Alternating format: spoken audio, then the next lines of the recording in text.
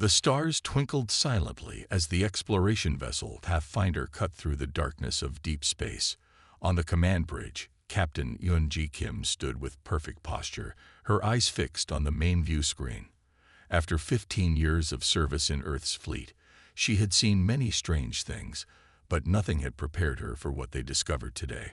"Captain, we're picking up an unusual energy signature," said Officer Minho, his fingers dancing across the control panel. "It doesn't match any known human technology." Yun-Ji nodded calmly, though her heart raced. "Distance. Just outside the Ta-CD system, Captain. It's massive, and it's moving." The bridge fell silent. Humanity had expanded throughout their solar system over the past century, establishing colonies on Mars, Europa, and even distant Titan. They had built impressive technology, faster than light travel, gravity manipulation, energy shields, but they had never encountered intelligent alien life. Until now. "Take us closer, but maintain stealth protocols," Yun-Ji ordered. "All sensors at maximum range." As the Pathfinder approached, the object on their screens became clearer. It wasn't one ship but many, an armada of vessels with sleek, predatory designs, unlike anything human engineers had conceived. "Captain," said Communications Officer Su-Jin, her voice tight with tension, "we're receiving a transmission. It's directed at us specifically." Yun-Ji swallowed hard. "Put it on screen." The main display flickered, and a face appeared that made several crew members gasp. The alien had iridescent blue-green skin, 4 eyes arranged in a diamond pattern, and no visible nose. Instead of hair, delicate tendrils crowned its head, moving slightly as if underwater. "Greetings, explorers of Earth," the alien said in perfect English. "I am emissary Droll of the Vexari Empire. We have been observing your species for some time." Yun-Ji stepped forward.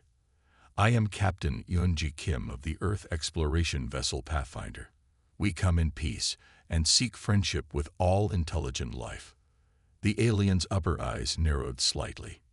"Your peaceful intentions are noted, Captain. However, I am instructed to inform you that Empress Terra, sovereign of the Thousand Suns and ruler of the Vexari Empire, requires your immediate presence. Your vessel will be escorted to our command ship." Before Yun-Ji could respond, the transmission ended. Officer Minho's console began beeping urgently. "Captain, they've locked tractor beams on us. We can't break free without risking structural damage." Yun-Ji's mind raced through options. Send an emergency burst transmission to Earth Command. Include all sensor data and this encounter. Encrypt with Protocol Omega. As the Pathfinder was pulled toward the massive alien flagship, Yun-Ji prepared her crew. Whatever these Vexari wanted, they needed to represent humanity with dignity and strength. The interior of the alien vessel dwarfed the Pathfinder. As Yun-Ji and her senior officers were escorted down long, curved hallways, they observed other alien species working alongside the Vexari. Some appeared fearful, others resigned. "These aren't allies," whispered Science Officer Jaiwan. "They're subjects." They entered a vast chamber where a figure sat upon an elevated platform. Empress Terra was larger than the other Vexari, her skin a deeper blue with intricate patterns. The tendrils on her head were adorned with glittering metals and gems. 4 eyes studied the humans with cold intelligence. "So these are the beings from the small blue world," she said, her voice echoing in the chamber. "I expected something more impressive." Yun-Ji stepped forward. "Your Majesty, we represent the United Earth Government." "We? You represent a species that has just joined the galactic community," interrupted the Empress. "And like all new species, you must understand your place in the natural order. The Vexari Empire spans hundreds of star systems. We have brought peace, technology, and protection to dozens of races. We appreciate the opportunity for cultural exchange," Yun-Ji said carefully. "But Earth is an independent world." The Empress made a sound like breaking glass, perhaps laughter. "Independence is an illusion, Captain. The universe is dangerous. Primitive species like yours require guidance and protection." With a gesture from the Empress, a holographic display appeared, showing Earth and its colonies. "Your species has potential," continued Terra. "Your technology is crude but shows promise. Under Vexari rule, you might advance by centuries within decades. In exchange, you will provide resources and serve the Empire's needs." Yunji felt cold dread. And if we decline this generous offer? The Empress's tendrils writhed. "Then we will take what we need by force. Your military is insignificant compared to our armada.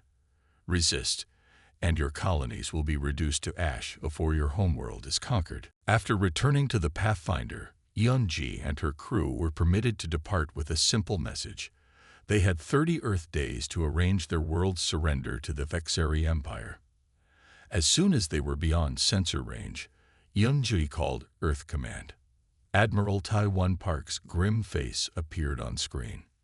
"We received your emergency transmission," he said. "The Security Council is in emergency session. Return to Earth immediately." When the Pathfinder reached Earth orbit 2 weeks later, Yunji was summoned directly to the underground command center beneath Geneva. There, Admiral Park met her personally. "Captain Kim, what you discovered has confirmed our worst fears," he said as they walked down a restricted corridor. "For 50 years, our deep space probes have detected signals suggesting advanced civilizations. Most governmental leaders believed peaceful contact was likely, but a small group remained cautious. They reached a massive vault door that required both their biometric scans to open. Project Aegis was established in secret," Park continued as the door swung open. "Less than 100 people on Earth know of its existence." Yunji gasped as they entered a holographic command center. The display showed the asteroid belt between Mars and Jupiter, but with something impossible hidden within it. Ships. Hundreds of massive ships. 200 supercarriers, Admiral Park said proudly. Each one 4 kilometers long, equipped with next-generation weapon systems, energy shields beyond anything in public service, and quantum entanglement communications that can't be intercepted. Each carrier holds 5,000 fighters and can deploy them simultaneously. "How?"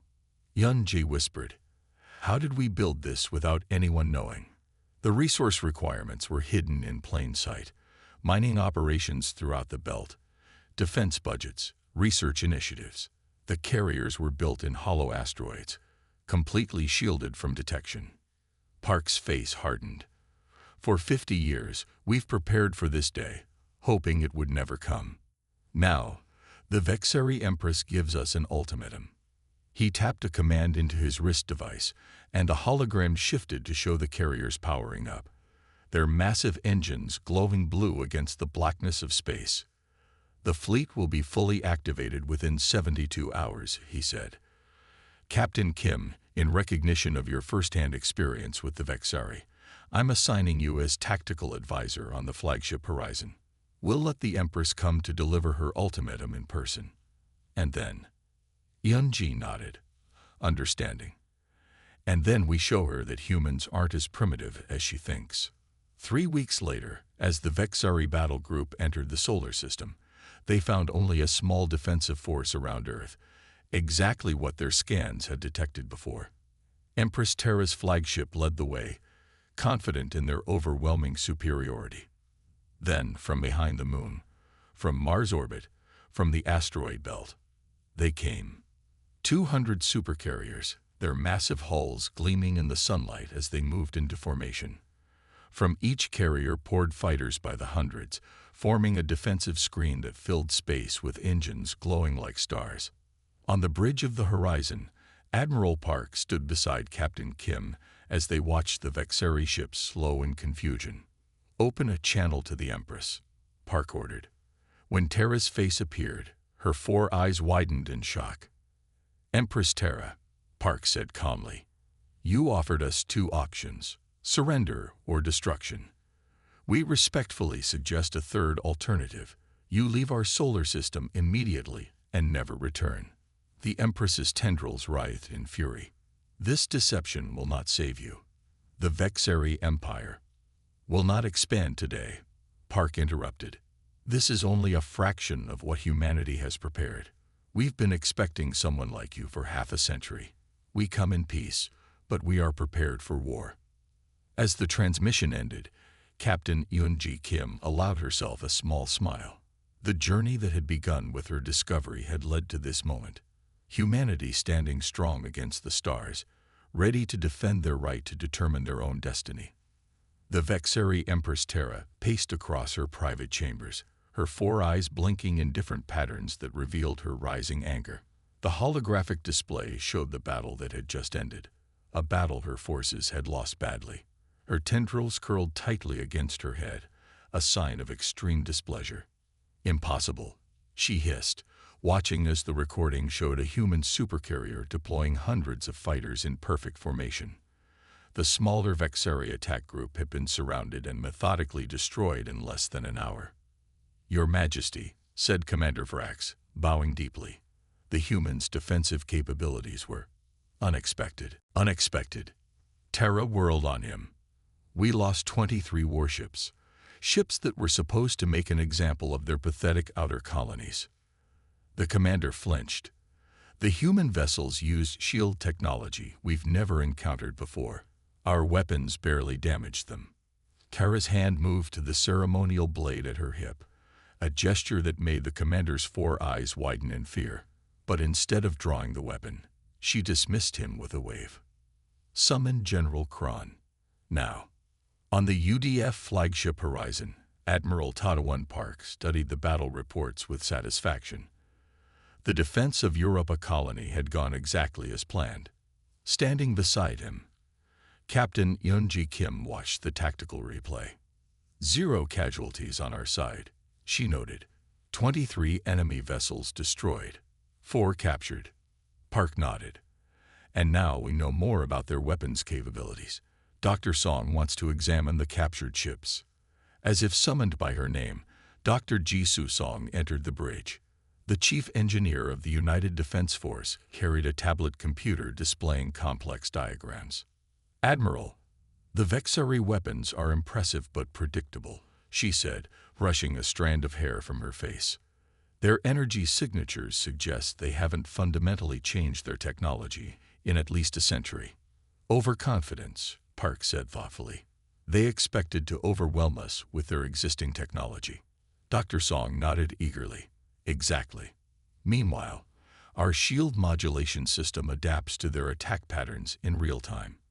Each hit makes us stronger as the shields learn and adjust. Captain Kim pointed to one of the diagrams. And what about these fighter deployment patterns? I've never seen such coordination. That's my favorite part, Dr. Song smiled. The autonomous fighter swarms use collective intelligence. Each fighter learns from the others. The more fighters we deploy, the smarter they become as a group. Admiral Park turned to the main view screen, which displayed the full human fleet spread across the solar system. 200 supercarriers, each capable of deploying thousands of fighters, created a defensive network that now seemed unbreakable. The question is, he said slowly, do we wait for their next attack, or do we take the fight to them? In the Grand Council chamber on the Vexeri homeworld, General Kron stood before Empress Terra and the assembled ministers. Unlike most Vexeri, whose tendrils moved constantly, Kron's remained still, a sign of his legendary self-control. Your Majesty, we must reassess our approach to the humans, he said, his voice deep and measured. Our initial intelligence was flawed. Flawed, snapped Minister Draz, the oldest member of the council. It was your intelligence division that reported their military capabilities as primitive. Kron didn't flinch. We were deceived. New analysis of their technology suggests they have been preparing for interstellar conflict for decades. More concerning, we have detected evidence of stealth probes in multiple systems throughout our empire. A murmur of alarm spread through the council. The Empress leaned forward on her throne. Explain, she demanded. Kron activated a holographic display showing tiny objects orbiting various planets. These devices are nearly undetectable. They use a cloaking technology we haven't encountered before. We've only found them because we specifically searched after analyzing the human shield technology. Spies, hissed Terra. They've been watching us. Yes, Your Majesty. We believe they've been gathering intelligence on our fleet movements, technology, and possibly even our social structures for years. They know our strengths and weaknesses. The council erupted in angry shouts until the Empress raised her hand for silence. What do you propose, General? Kron straightened. We must not underestimate them again. I recommend mobilizing our full military strength. Not just a battle group, the entire Imperial fleet. Dr. Jisoo Song floated in zero gravity inside the engine room of a captured Vexeri cruiser. Her team worked around her, carefully documenting every component of the alien propulsion system. Look at this power distribution network, she called to her assistant. It's elegant but inefficient. They're losing at least 30% of energy output to heat. Her communicator chimed. Dr. Song, please report to Admiral Park's strategy room immediately. 10 minutes later, she entered a secure meeting room where Admiral Park sat with his top commanders and Captain Kim. The mood was serious. Dr. Song, said Park, our long-range sensors have detected massive fleet movements throughout Vexeri space. They're mobilizing for a major offensive. Jisoo nodded. I expected as much. Their technology may be less advanced, but they still outnumber us significantly. How significant? Asked Captain Kim. Based on our probe data, said Intelligence Officer Junho, they can field approximately 3,000 warships if they commit their entire Imperial fleet. A heavy silence fell over the room. We have 200 carriers, Park said finally, each with 5,000 fighters. That's 1 million fighter craft against 3,000 capital ships. The numbers favor us, but only if we control the engagement. What are you suggesting, Admiral? Asked Commander Han. Park activated the holodeble, displaying a 3-dimensional map of Vexeri territory. We don't wait for them to attack us again. We take the fight to them. Here, here, and here. He highlighted 3 points on the map.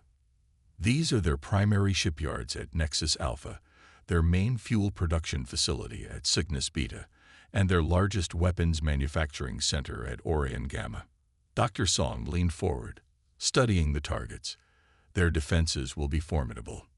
Yes, but they're preparing for an offensive, not expecting us to strike first, Park countered. And thanks to your research on their captured vessels, we now understand their defense systems better than they understand ours. Captain Kim frowned. This is an aggressive strategy, Admiral. Some might call it preemptive. I call it necessary, Park replied firmly. If the Vexari bring their full might against Earth directly, even with our technological edge, the fight would cause tremendous destruction. By striking these key targets, we can cripple their war machine before it fully activates. He looked around the table. The Empress thought we would be easy prey. Now she's angry and gathering her forces.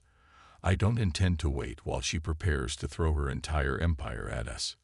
On the Vexari homeworld, General Kron received an urgent message during the middle of the sleep cycle. He rushed to the Imperial Palace, still adjusting his uniform. Your Majesty, he said, entering Terra's private command center. We've detected unusual energy signatures near our borders. The Empress, who apparently hadn't slept, stared at the tactical display. More human ships. Yes, but not where we expected. They're not reinforcing their colonies. They're moving toward our territory.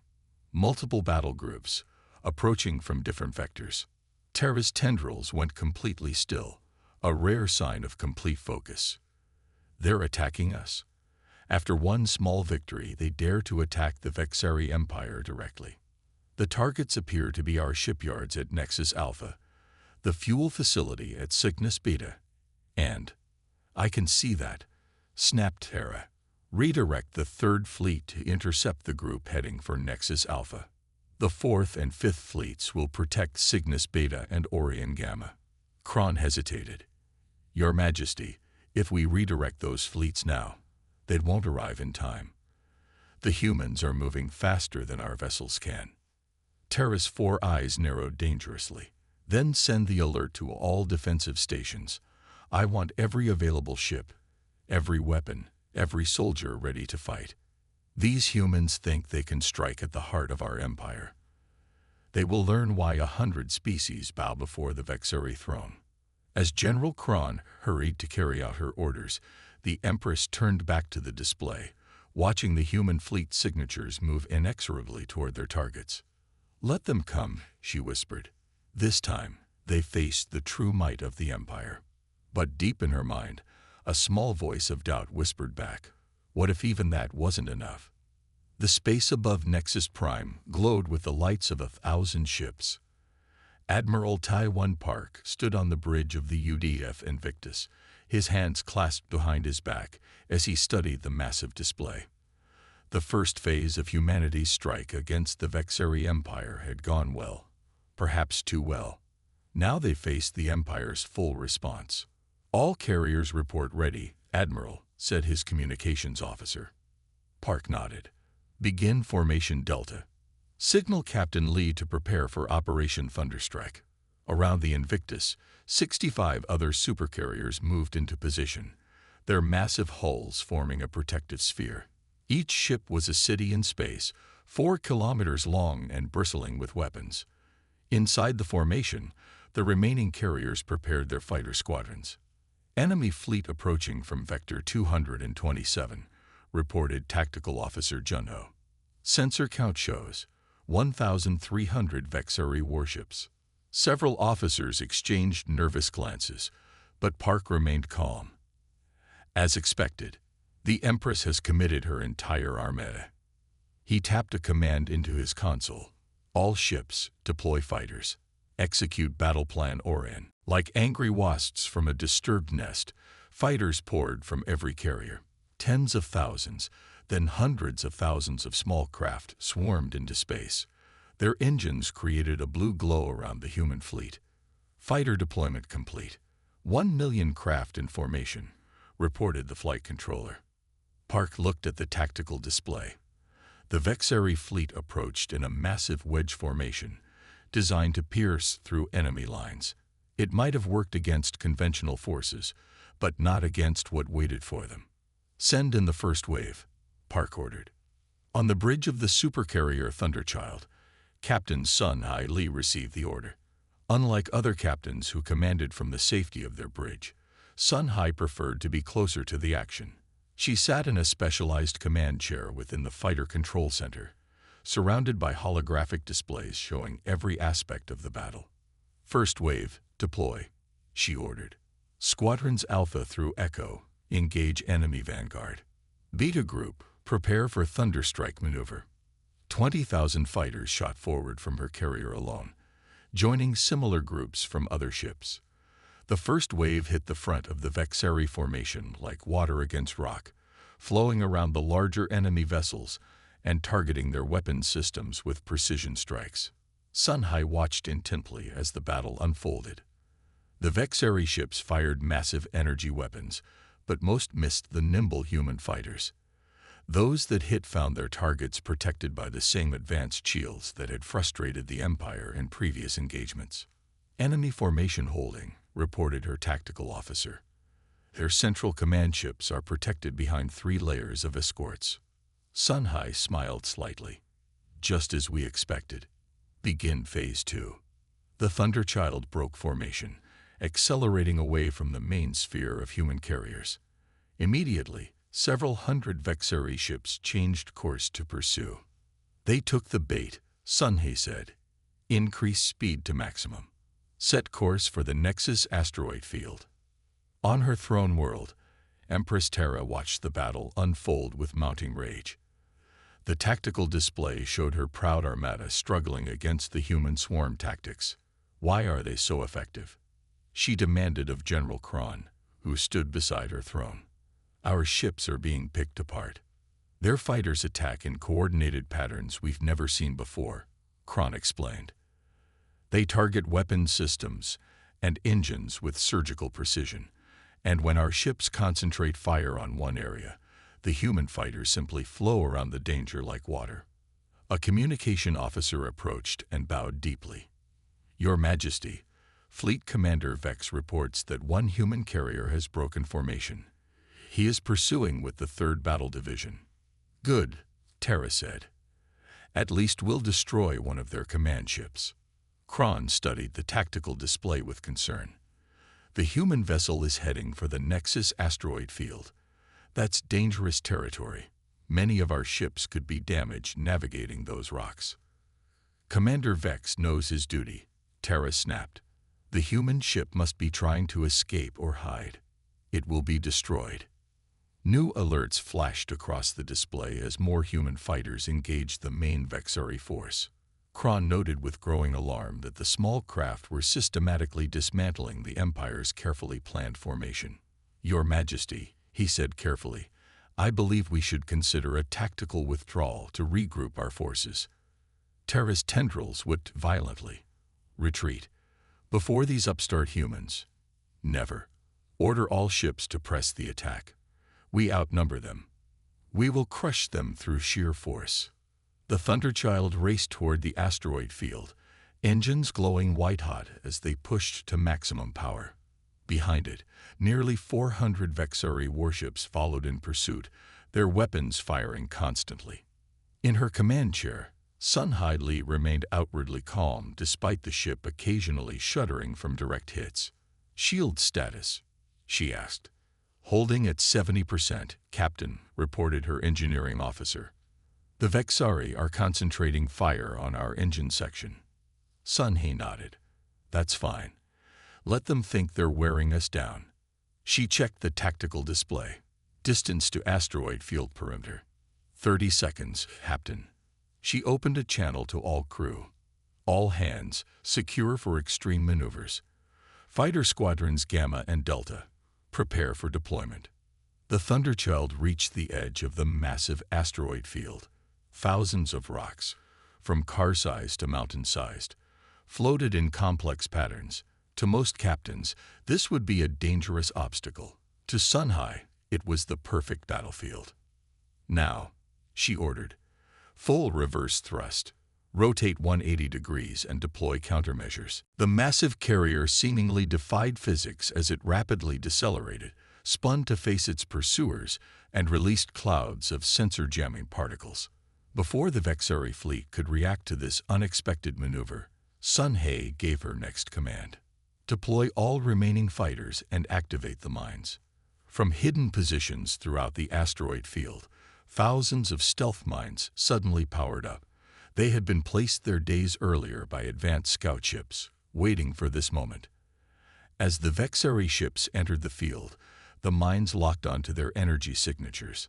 Simultaneously, the Thunderchild's remaining fighters launched, not toward the enemy but deeper into the asteroid field. Fire tractor beams on the largest asteroids, Sun Hai ordered. Execute pattern avalanche. Fleet Commander Vex of the Vexari Empire watched in confusion as the human carrier suddenly stopped and turned to face his fleet. His tactical officer reported sensor interference just as something strange began happening to the asteroids around them. Sir, the asteroids are moving. They're being pulled toward our formation. Vex realized too late that he had led his ships into a trap. Evasive maneuvers. All ships retreat from the field. But it was too late. The human fighters had attached small engines to key asteroids, while the carrier's tractor beams pulled others into motion. The result was a cascading avalanche of rock, as each collision triggered more movement. At the same time, thousands of mines activated, attaching themselves to Vexari ships before detonating. The combined effect was devastating. Ships crashed into asteroids or each other as they tried to escape. Admiral Park received the report from the Thunderchild with satisfaction. Captain Lee's trap worked perfectly. 350 Vexari ships destroyed or disabled. The main battle continued around the carrier sphere. With a quarter of the enemy fleet now eliminated, Park moved to the next phase. All carriers, focus fire on the Vexari flagship. Fighter squadrons, clear a path. The massive guns of 60 supercarriers turned toward a single point in the enemy formation. When they fired simultaneously, The combined energy blast tore through the protective screen of Vexari escorts like paper. On her throne world, Empress Terra watched in disbelief as her fleet's formation collapsed. The human fighters had systematically destroyed command ships, communications relays, and weapons platforms, leaving the remaining vessels in disarray. "This cannot be happening," she whispered as the display showed her flagship surrounded by human fighters. The Vexari Empire has never lost a major battle in 5 centuries. General Kron stepped closer to her throne. "Your Majesty, we must order our remaining ships to withdraw. We've lost nearly half our fleet." Terra's 4 eyes turned to him, burning with fury and something new: fear. "How did they know?" she demanded. "How did they know exactly where to strike? How did they predict our every move?" "I don't know, Your Majesty," Kron admitted. "But if we don't retreat now, we may lose everything." After a long moment, Terra gave a barely perceptible nod. "Send the order. All ships to return to defensive positions around core worlds." As the message went out, she stared at the tactical display showing the remaining human carriers forming a new attack pattern. "This isn't over," she said, her voice low and dangerous. "This is just the beginning." The corridors of the Imperial Palace had never felt so tense. Guards stood at every intersection, watching even high-ranking officials with suspicious eyes. General Kron walked purposefully, ignoring the stares. Since the defeat at Nexus Prime, trust had become as rare as victory. He entered the war chamber to find Empress Terra studying reports, her 4 eyes blinking in different patterns of agitation. 3 planets had declared independence in the past week alone. "Your Majesty," Kron said with a formal bow. "General." She didn't look up. "What news from the Trull sector?" "The situation has worsened. The Trull governor reports widespread riots. They're chanting human slogans and flying Earth symbols." Now Terra did look up, her tendrils writhing with anger. "Traitors. After all we've done for them." Kron remained silent. The Vexari had conquered the Trull century ago, strip mining their worlds and conscripting their population into labor forces. All we've done for them was not how the Trull would describe it. "What about the military presence?" she demanded. "Our forces are stretched thin, Your Majesty. The human fleet has been attacking our supply lines. We've had to withdraw troops from several subject worlds to defend critical infrastructure. And those worlds immediately rebel," Terra hissed. "It's as if the humans planned this." The massive carrier seemingly defied physics as it rapidly decelerated, spun to face its pursuers, and released clouds of sensor-jamming particles. Before the Vexari fleet could react to this unexpected maneuver, Sun He gave her next command: deploy all remaining fighters and activate the mines. From hidden positions throughout the asteroid field, thousands of stealth mines suddenly powered up. They had been placed there days earlier by advanced scout ships, waiting for this moment. As the Vexari ships entered the field, the mines locked onto their energy signatures. Simultaneously, the Thunderchild's remaining fighters launched, not toward the enemy but deeper into the asteroid field. "Fire tractor beams on the largest asteroids," Sun He ordered. "Execute pattern avalanche." Fleet Commander Vex of the Vexari Empire watched in confusion as the human carrier suddenly stopped and turned to face his fleet. His tactical officer reported sensor interference just as something strange began happening to the asteroids around them. "Sir, the asteroids are moving.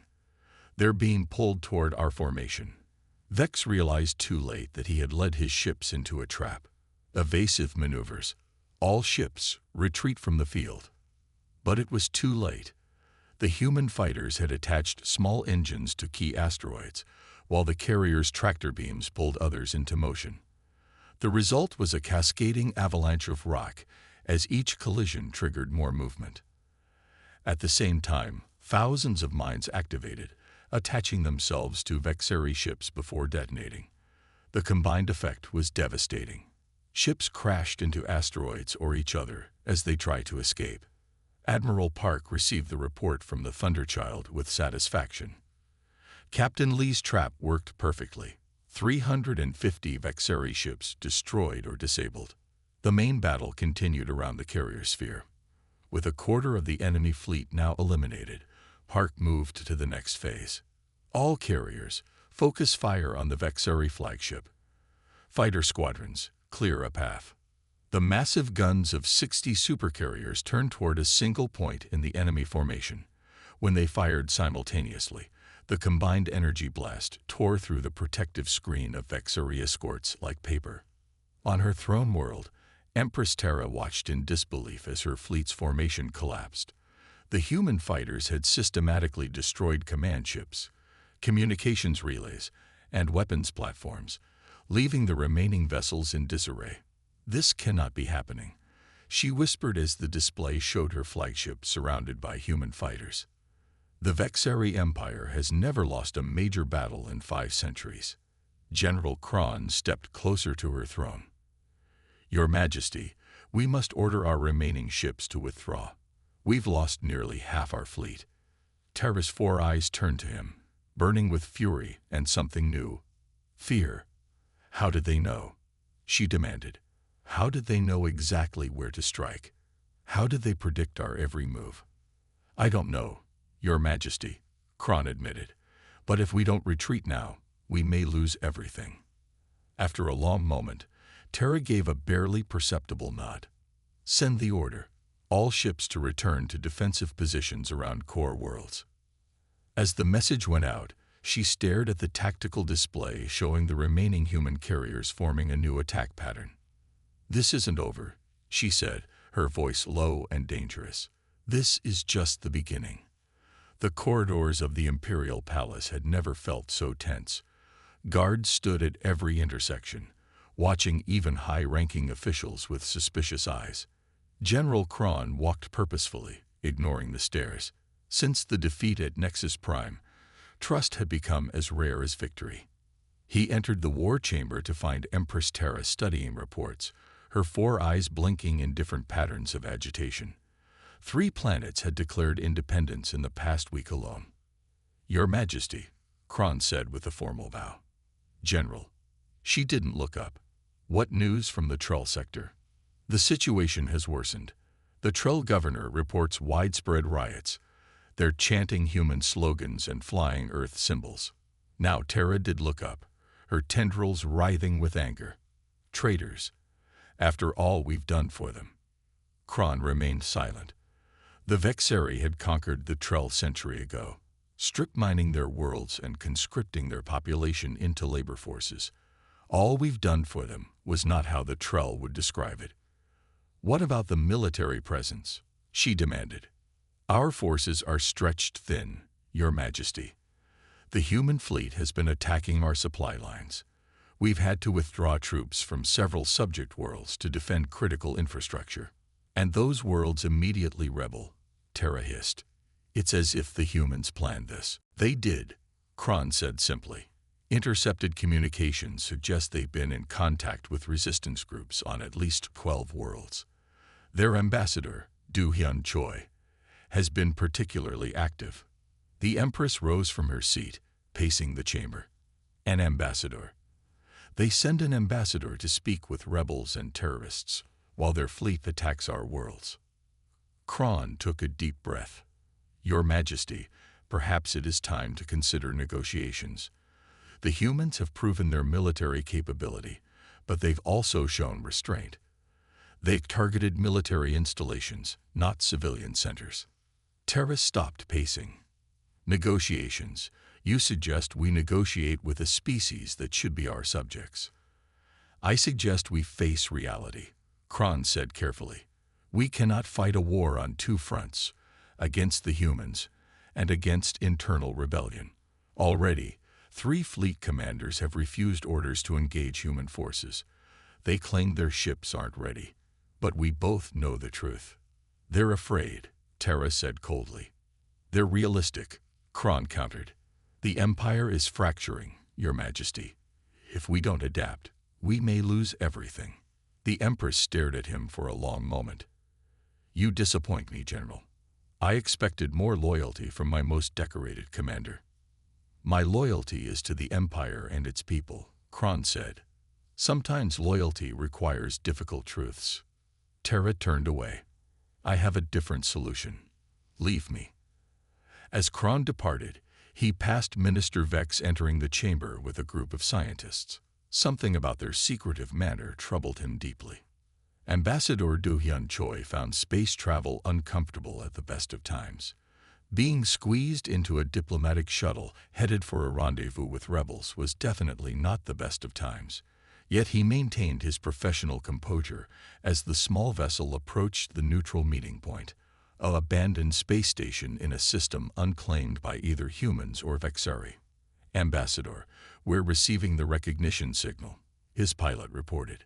The Trull delegation is already aboard the station. Perfect, Do Hyun said, straightening his formal uniform. Remember, Lieutenant, our goal is to listen more than talk. These people have suffered under Vexari rule for generations. They need to know we're not simply replacing one empire with another. The shuttle docked with the ancient station. Do Hyun was greeted by a group of Trell, tall, slender beings with pale blue skin and large, expressive eyes. Their leader, Governor Selleck, had risked everything by coming to this meeting. Ambassador Choi, Selleck said in carefully practiced English, your presence honors us. Many doubted the humans would truly extend friendship rather than conquest. Governor Selleck, Do Hyun bowed respectfully. Earth has no desire for an empire.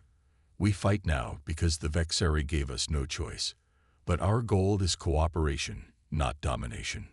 They moved to a makeshift conference room where representatives from 4 other species waited, all from worlds under Vexari control. The Empress is losing her grip, Selleck explained once they were seated.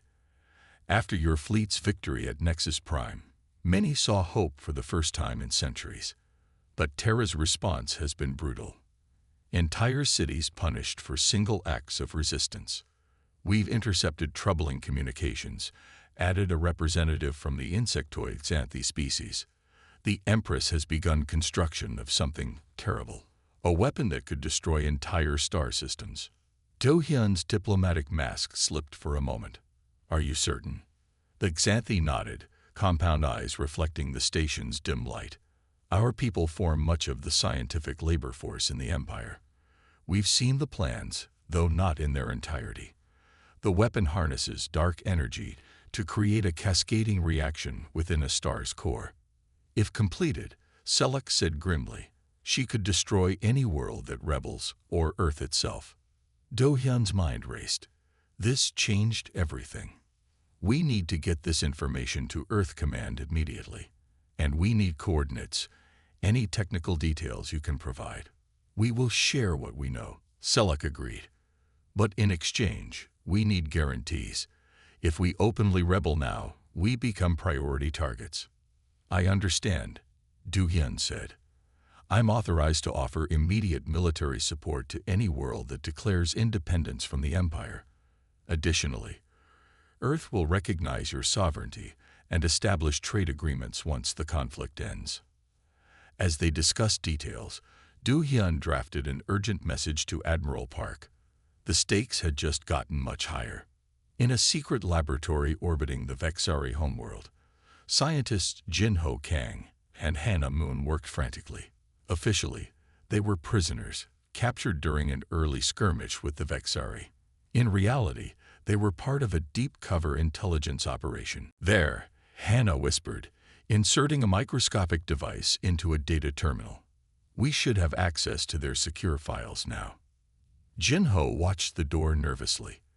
Their Xanthi assistant, Zix, had warned them that security checks were increasing. How long? He asked. 2 minutes to download the complete schematics, Hannah replied. Then we need to get this data to the fleet somehow. The door slid open and both humans froze. Instead of guards, Zix entered, his chidness exoskeleton quivering with anxiety. The timeline has accelerated, the Xanthi whispered. The Empress has ordered the weapon ready for testing within 7 days. They're bringing in the final power core tomorrow. Hannah checked her device. 80% downloaded. We need a little more time. There's more, Zix continued. General Kron has been arrested for treason. He spoke against the weapon, said it would make peace impossible. Jin-Ho cursed softly. Kron had been their best hope for a moderate faction within the Vexeri leadership. Done, Hannah announced, removing the device. Complete schematics of the stellar collapse weapon. Now we need to transmit this, Jin-Ho said. Our regular contact window isn't for another 3 days. Zix's antennae twitched. There may be a way. The laboratory ship I'm assigned to is scheduled for a resource collection mission tomorrow. We'll pass near the Centauri relay.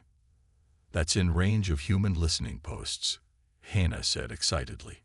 If you can broadcast this data burst, even for a few seconds, it would mean my death if discovered, Zix said simply. Jin-Ho placed a hand gently on the alien's shoulder. Why risk it? You've already helped us enormously. Because my homeworld would be among the first she would destroy, Zix answered. The Xanthi were the first to rebel a century ago. We would surely be the first demonstration of her new weapon. Admiral Park read the reports with growing concern. The data from Jin-Ho and Hannah confirmed Ambassador Choi's warning. The stellar collapse weapon was no bluff. It was nearly operational. How sure are we about this intelligence? He asked his staff. Multiple confirmations, sir, replied Intelligence Officer Minji. The weapon uses principles similar to our own dark energy research, but weaponized on a scale we've never contemplated. It could indeed trigger a chain reaction within a star. Park studied the holographic display showing the Vexeri home system. Unlike other targets they'd struck, this was the heart of the Empire, heavily defended with orbital platforms, minefields, and the remains of the once great Imperial fleet. The weapon facility is here, Minji continued, highlighting a massive station orbiting the system's second planet, shielded and protected by 3 defensive rings. A direct assault would be challenging.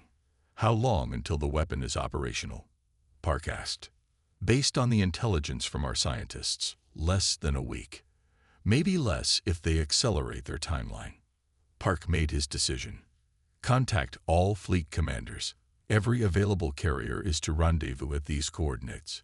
He marked a point just outside Vexeri sensor range. We'll need the entire fleet for this one. Sir, Captain Yunji Kim spoke up.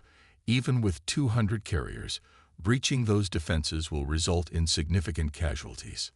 I'm aware, Captain, Park said gravely. But the alternative is unthinkable. If Empress Terra gains the ability to destroy star systems at will, this war will never end. He looked around the room. We've fought to protect Earth. Now we fight to protect every inhabited world, including those in the Vexeri Empire itself. The command staff nodded solemnly. The greatest battle of the war was about to begin, with the fate of countless worlds hanging in the balance. As officers departed to prepare their ships, Park studied the enemy defenses once more. The Vexeri had built their weapon believing it would save their empire. Instead, it had only ensured that humanity would strike at their very heart. The massive fleet of human supercarriers emerged from faster-than-light travel at the edge of the Vexeri home system. 200 ships, arranged in perfect formation, their hulls bearing the marks of previous battles. On the bridge of the flagship horizon, Admiral Taiwan Park watched as the enemy defenses came into view. All carriers reporting ready, Admiral, said his communications officer. Fighter squadrons standing by. Park nodded, his face solemn. This would be the largest battle in human history, perhaps in the history of the galaxy. Every carrier in Earth's fleet had been committed to this single decisive operation. Begin the attack, he ordered. Operation Daybreak is now active. Throughout the fleet, bay doors opened as fighters launched by the thousands. The smaller craft formed a protective screen around the advancing carriers, their engines creating a blue glow that stretched across space like a luminous cloud. On the bridge of the Defiance, Captain Yunji Kim studied the tactical display. Her carrier had been assigned a special role in this battle, one that could determine its outcome. Special Operations Team Alpha reports ready, Captain, her executive officer reported. Good, Kim replied. Tell them I'll join them in 10 minutes. Commander June, you have the bridge. Your job is to get us as close to the palace station as possible. Understood, Captain. June looked concerned. The defensive grid is stronger than we anticipated. Breaking through won't be easy. Kim smiled grimly. That's why we brought 200 carriers, Commander. In her secure command center, Empress Terra watched the approaching human fleet with a mixture of rage and fear. Her advisors had assured her that no enemy would dare attack the heart of the Empire. They had been wrong. Status of the weapon, she demanded. Minister Vex consulted a data tablet. Power systems at 70% capacity, Your Majesty. The targeting system is operational, but we need another 12 hours to fully charge the main emitter. We don't have 12 hours. Terra's tendrils writhed in agitation. The humans are here now. Can it fire at partial power? Vex hesitated. Theoretically, yes, but the effects would be unpredictable. We might only destroy part of a planet rather than causing a star to collapse. That's enough to demonstrate our resolve, Terra decided. Prepare to target the lead human carrier. Show them the price of their arrogance. A junior officer approached nervously. Your Majesty, General Kron requests permission to coordinate the defense from the main military command center. Terra's 4 eyes narrowed suspiciously. Kron had been under house arrest since his call for negotiations. The general is confined to his quarters. Who released him? I don't know, Your Majesty. The request came through official channels. Find out who's responsible and have them executed, Terra snapped. As for Kron, tell him that if he wishes to prove his loyalty, he may command the Palace Defense Force. Keep him away from any major systems. As the officer hurried away, Terra turned back to the weapon control station. How soon can we fire? The space around the Vexari homeworld erupted in flashes of energy as the battle intensified. Human fighters engaged defensive platforms while the carriers targeted the larger Vexari warships. The sky above the Imperial capital was lit by explosions visible even in daylight. In a launch bay aboard the Defiance, Captain Kim addressed her special operations team. 20 soldiers in advanced combat armor checked their weapons as she spoke. The mission is straightforward but crucial, she explained. We infiltrate the palace station, locate and capture Empress Terra, and secure the weapon control systems. Intelligence suggests the Empress is desperate enough to use the weapon even before it's fully tested. Lieutenant Min Su, the team leader, nodded. What about General Kron's forces? Can we count on their support? Uncertain, Kim replied. Our latest intelligence indicates Kron has been restricted to the palace defenses. His troops may help us, or they may fight us. Be prepared for either. The team boarded a stealth shuttle designed to evade Vexari sensors. As Captain Kim strapped herself in, she thought about how far they had come since that first encounter with the Vexari fleet. From defenders to attacking the enemy's throne world, a journey none of them had expected. Shuttle ready for launch, reported the pilot. Kim nodded. Let's finish this. General Kron moved through the palace station with purpose, nodding to guards who saluted crisply. Many were veterans who had served under him for decades. Their loyalty was to him first, the throne second, a fact Empress Terra had fatally misjudged. In his earpiece, a secure channel provided updates on the battle raging outside. The human fleet was breaking through the outer defenses more quickly than expected. They would reach the palace station within the hour. Kron entered the main security center, where dozens of officers monitored the palace defenses. Status report, he demanded. Commander Draz turned in surprise. General, we weren't expecting you. The Empress ordered that you remain in the residential sector. Plans change, Kron said calmly. The humans will breach our defenses soon. We need to prepare. He stepped closer to Draz, speaking quietly. The time has come, old friend. Initiate Protocol Sunrise. Draz's eyes widened momentarily before he gave a slight nod. Throughout the palace station, key officers who had secretly aligned with Kron received coded messages. The coup that had been months in planning was finally active. The stealth shuttle carrying Captain Kim's team slipped through a gap in the Vexeri defenses created by a concentrated fighter attack. As they approached the massive palace station, Kim studied its structure through the viewport. There, she pointed to a service entrance. Minimal defenses, direct access to the central sectors. The shuttle docked with surprising ease. Too easy, Kim thought as her team secured the airlock. Either their intelligence about security was wrong, or something else was happening. They moved through the station's corridors, encountering little resistance. Occasionally, they passed Vexeri soldiers who seemed more concerned with some internal matter than with intruders. "Something's wrong," Lieutenant Min Su whispered as they approached the central command sector. "Where are all the guards?" Their answer came as they rounded a corner and found themselves facing a group of Vexeri soldiers, led by a tall, distinguished officer with perfectly still tendrils. "General Kron," Kim said, recognizing him from intelligence briefings. "Captain Kim," Kron replied in perfect English. "I've been expecting you.